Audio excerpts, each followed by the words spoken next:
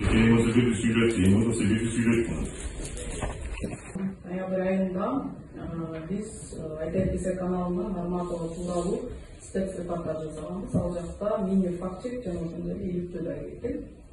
Ал жакта Нарматованын дагы бир баласы таможняда иштейт экен жана ошондой эле Эльвира деген кызы анын номерин текшергенде ал кызы өзүнүн Facebook аккаунтунда кызымын деп белгилениптир. Ошол кызымын аккаунтуна келип информация деген ал боюнча маалымат деген жерине киргенде анын номери чыкты. Биз ошол номерди текшергенибизде Матраимовдон билимибиз боюнча сотуштуруштун аякталып бүттүк.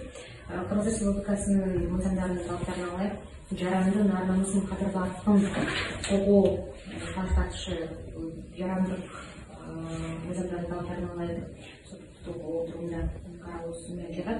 Бул себептен Тажы кызынын курамында Кыргыз Республикасынын укук бузуулар жөнүндөгү кодексинин 126 беренесинде көрсөтүлгөн укук бузуулар жок болгонду жок деп саналган себептен анткени жарандык тартипти каралуусу жатат.